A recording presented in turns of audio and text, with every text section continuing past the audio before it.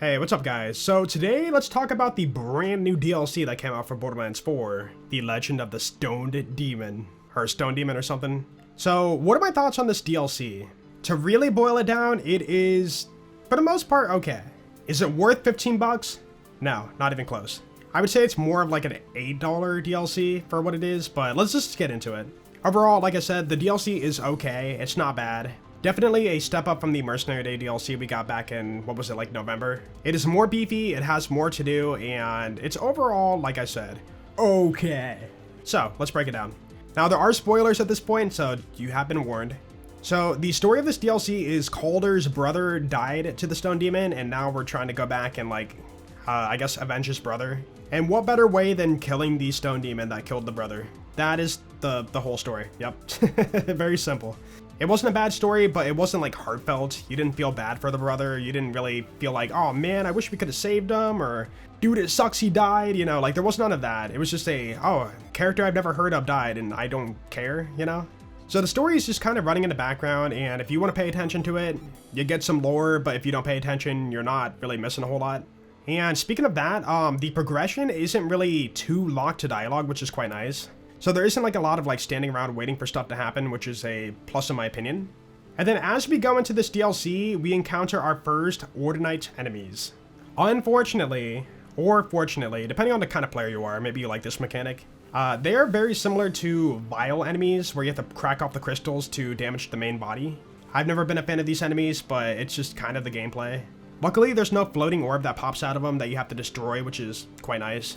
But either way, you have to aim at the spots, destroy them, and then you can damage the main target. This goes for most of the bad mother enemies in this DLC, and all 4 of the bosses. And now we're talking about bossing, so anyways, the bosses, half of them are good, and then half of them are copy-paste generic base game enemy boss kind of guy. So if you don't know, there's 3 side bosses, which you can like veer off the main path and go find and fight. And then just like any DLC for Borderlands, at the very end, you have a boss fight, and that's your main boss. Only 1 out of the 3 side bosses, technically 1 out of 4. One of the side bosses was a dual boss fight, but only 1 out of the 4 had like actual new mechanics to like dodge or learn from. And that really makes them stand out and feel like a unique boss fight. The other 3 side bosses were like a base game enemy, but kind of bloated up to be a little bit bigger, I guess, body-wise and also health-wise. And they didn't have any new attacks. They were just like a Vile enemy. You have to pop off the crystals, just like, you know, this whole theme of this DLC. And then eventually get the kill for a dedicated legendary farm. Just a heads up, I know this is a like normal thing in a Borderlands franchise. Side bosses in the franchise, BL1, BL2, even BL3. So many of them don't have mechanics and are just a throwaway unique name that just happen to have a dedicated drop tied to them. I'm not defending it, but I think it's not the most exciting gameplay, and I feel like it should evolve from here, especially since we're in the 4th game of the franchise now, or 5th if you count the pre-sequel. But yeah, if you're gonna be a boss, do boss stuff. Don't do normal enemy stuff. Anyways, onto the dedicated drops. The drop rates feel good. I was playing on UV86, so my drop chances were the highest they can be. And from the handful of items I did test, they felt pretty decent. They felt like a legendary. And for the most part, they weren't that bad. Also, the skins on these items look really good. Ooh, look at that golden glow. Now, you might be wondering, what about the pearls? We'll get to that in a bit. Let's go for the main chunk of the DLC first. Proceeding on here, we hit rooms where we fight the same kind of base game Ripper enemies again. They have different names, and they have the glowy eyes that Timekeeper did on that first guy when he like takes over their body. Like you can tell they reused a few things to make this DLC, which isn't entirely a bad thing. But if you're super observant about everything in your game, you're gonna notice small things like that. And I hate to bring it up, but like Borderlands 2 did a lot of it too. Like think about Scarlet DLC. It was just the same psycho enemies, except they had a pirate hat on. Not entirely a bad thing, but I would prefer new enemies, obviously. Alright, so what about the flow of the mission to get to the final boss? Well, we encounter this first little open the door room, and I gotta say, these parts are not fun. You're in a big room, you gotta go through a door that's shut, so you gotta find the power core that's hidden within this big room. You can't just follow the objective, it's a general waypoint, like it just says look around this whole entire room to find the power core. So we ran around this room, looked at every corner and then like every rock or whatever, and eventually we found it. Not the most exciting gameplay. It definitely feels padded, like, you know, a way to extend the DLC's playtime. And again, you do this twice. I think actually 3 times. You do it 3 times in this DLC. Proceeding on here, through this DLC, you're gonna find these like little mini rooms that are like just a little mobbing encounter. If you want to, you can kill all the mobs and get a red chest to open up for some loot. Nothing too bad about that. It's just, you know, something optional if you want to do it. And then we come up on probably, in my opinion, the best part of the DLC. I might get some hate for this, but it's dialogue, bro. You come across this NPC called Indifferent James. He is optional, you don't have to talk to him, but he has some of the best dialogue. It fits the style, it's not just like walls of dialogue that's super annoying. This guy is basically, in my opinion, the hanging Chad from BL3 of this game. He's got a very chill vibe, and he's just a fun little visit. Anyways, get a taste of this, just listen. Hi. Huh. I didn't expect to find a living ogre down here. Sup? Do you need me to help you with stuff? Nah, I'm good. Any news to share? I don't know. Then return to your family, obviously? Yeah, it's... You know how it is. I don't know, maybe my expectations are low, but like legit, I thought it was funny. It wasn't just like, you know, typical predictable dialogue. Dude was super vague and gave you like non-answer answers. I don't know, I thought it was funny. Oh, and if you talk to him enough, he will give you a red chest farm, which is kind of cool, so get your loot. Proceeding on here, I do want to give a shout out to the map design. The map design is done very, very well. There's a lot of verticality, like they said in the dev panel video. I don't know if you guys saw that. You have these massive rooms, you get to use the Borderlands 4 movement, and the vibe is also pretty good. Also, in these large rooms, you do have enemy combat, and if you really look around, you can find hidden red chests, which is pretty cool. One thing I do like about the previous games for the Borderlands franchise, especially Borderlands 1, is how like out of the way and hidden the red chests can be. And there's quite a few of them in this DLC, and I do appreciate that small detail. Like, sure, you might not need the loot at the time because you're endgame or whatever, but like, designing a whole room for one red chest is not like that bad. A small reward for exploration. A plus in my books. I do want to mention along the way of this main story, I did try to hit any side path I could find, and that's where you're going to find your side bosses. They're not that hidden, they're just like out in the open, you can find them pretty easily. Basically, if the mission tells you to go forward, don't go forward and just go to the side and you'll find your bosses quite easily. Next thing I want to point out, the music. I've noticed for any review video ever put out for any game ever, most people don't bring up the music. Like, the music in this DLC was actually pretty solid. Way better than stuff in a base game. Now, music isn't revolutionary, it's not like, oh my goodness, I'm gonna buy this DLC just for some music. No. It's just a nice touch, adds to the vibe, and makes you more immersed into what you're doing. A few more big open rooms and combat later, we get to the final boss. The Stone Demon. This guy, while he does look like a viled up, you know, Pango Bango, not the most exciting design that really stands out. He does have unique mechanics, unique attacks, and I do appreciate that. So once you pop off the annoying crystals, you can finally, you know, start the boss fight. And he's actually not the super easiest thing in the world. He's pretty fast. He does spam a lot of attacks, which are dodgeable, by the way. And before I forget, I do want to point out the arena looks really, really good. The cracks and the fissures in the ground really add to the map design. So, you can jump over his attacks, you can dodge left and right, so he's all about moving to avoid damage. You spray him down and you might think like, oh hey, it's almost over. Nope, he's got one immune phase. Don't worry though, you're not just standing there doing nothing. So during this phase, the enemies are going to come out and like run at the boss with like these healing bombs. And if they make their way to the boss and blow up on it, they will heal the boss during this phase. So the gameplay loop here is kill the enemies before they reach the boss to stop them from healing them. That simple. Also, it doesn't last like too long. I would say like maybe 15 seconds, which might feel like a long time, but it wasn't too bad. At the very end, you find Calder's brother's like staff thing. You take that, give it to Calder as a reminder to his brother, and you have avenged his brother. That is the DLC. Boom. So we did stream this, and total, it took us about an hour and a half to get through this DLC. Now keep in mind, I was like exploring every part of the map. I did a little bit of farming in between, and I picked up all these optional echoes to like listen to the lore. I was told from some people in my chat that if you just like straight up speedrun the main story part, you can finish this DLC in like half an hour, 40 minutes. Which brings me back to the price tag. 15 bucks for this amount of content? Nah, dude. I mean, maybe if you're a massive farmer and love farming and you want to farm all, I believe there's 10 legendaries in this DLC, 10 dedicated drops, then sure, you can get your hours worth or your money's worth out of the farming experience. But the actual content itself feels like more of a, like, longer than BL2 Headhunter pack, but it has more side bosses and dedicated drops. Fun fact, Borderlands 2 Headhunters didn't have any dedicated drop farming at all. Well, outside of like Sparky Flint for the base game Thunderball Fist, and Clark the Combustible for the Pyrophobia. So that's why I would say this DLC is like a BL2 Headhunter, but more. It's a little bit longer and it has more farming and side bosses. But I would put it more in the like $8 range if you were gonna buy this. Definitely not 15. Maybe not the fairest comparison, but if the base game of Borderlands 4 is 60 bucks, you're not getting 1/4 of that playtime. I go by $1 per hour of entertainment, and I definitely did not get 15 hours of like playtime out of this DLC. I didn't forget. What about the Pearlescents?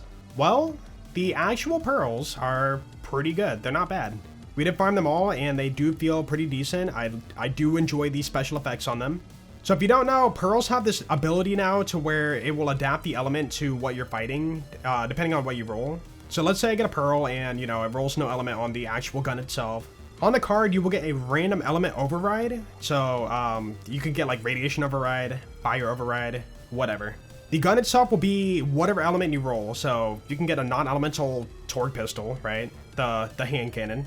And then the pearl part is, you know, random. So you might get like fire override, corrosion override, shock override.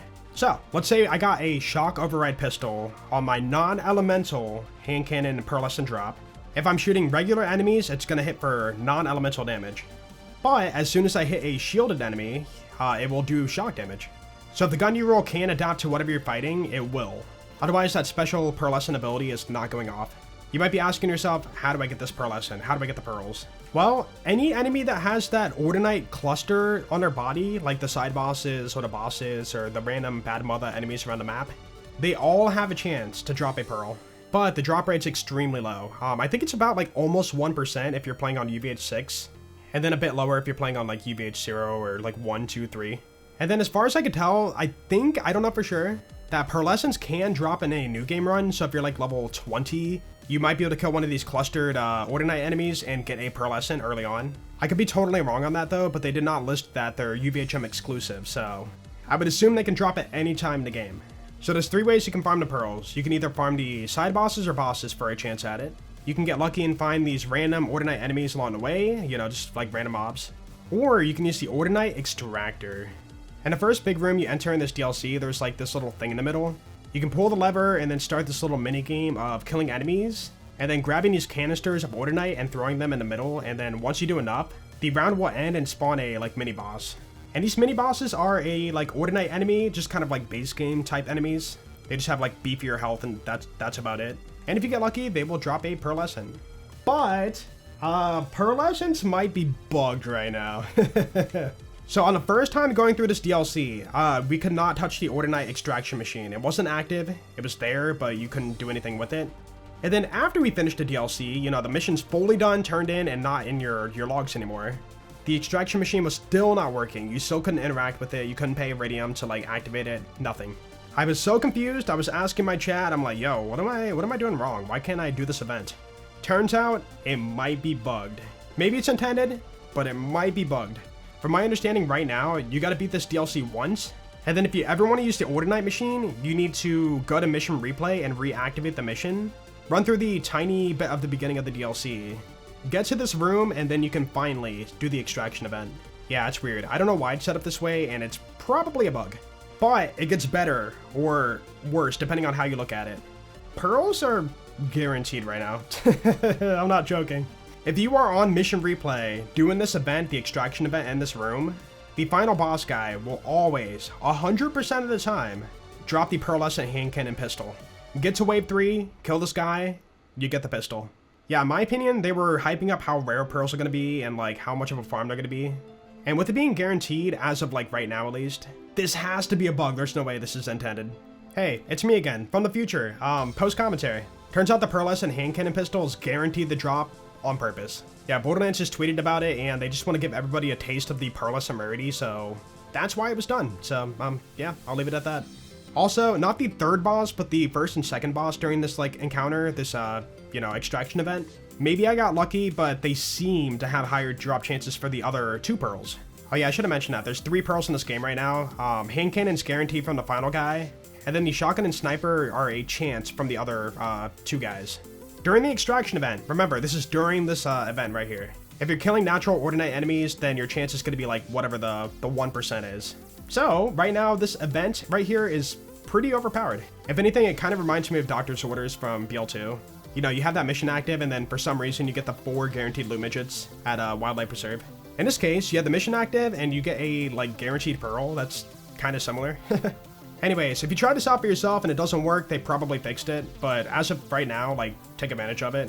But yeah, the extraction event itself, it's not the most fun thing. You're just mobbing normal mobs, and then you have a chance for those canisters to pop up to throw into the middle. You do enough of them, and then you get the little mini-boss. You kill the mini-boss, which is a, like, Water Knight guy. Like I said, you gotta pop off the crystals and then shoot the main body. And that's the whole event. Not the most exciting thing. It's almost like a drill site, if you want to think about it like that, with extra steps.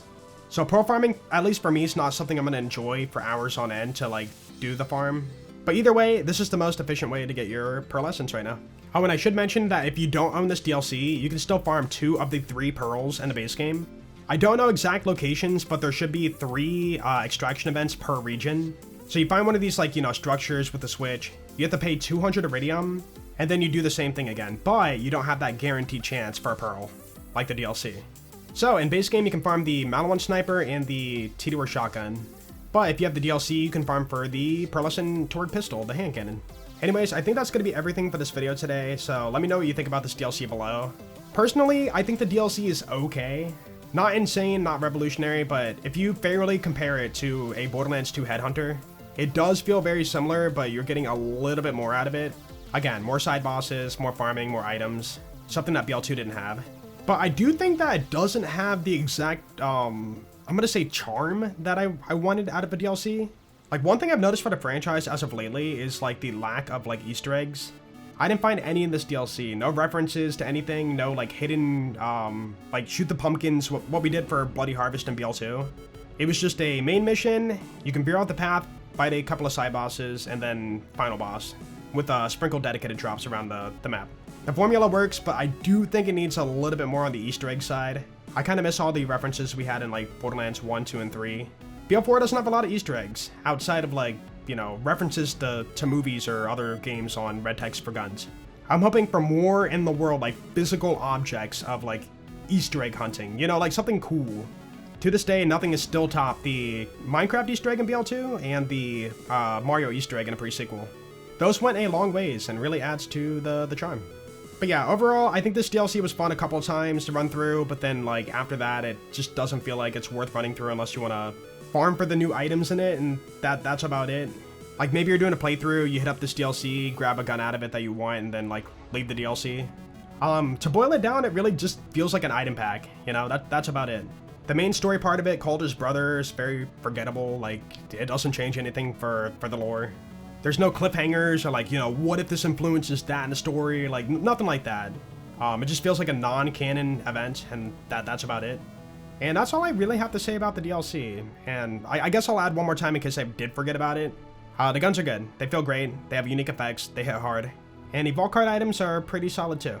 But I'm not encouraged to, like, go farm everything and, like, want to kill the same base game enemies I've been killing for the last, like, few months. You know, I don't care to farm this new pistol to go farm the Vault Guardian again, Inceptious or whatever. I just don't feel like it. I don't have that urge to. But nonetheless, the gear is good and definitely worth farming if you want to, you know, power up. Anyways, let's end it there. So let me know below in the comments what you guys think about this DLC. Do you like it? Do you hate it? Let me know. But yeah, you guys have an awesome day and I will see you in the next video. Peace out.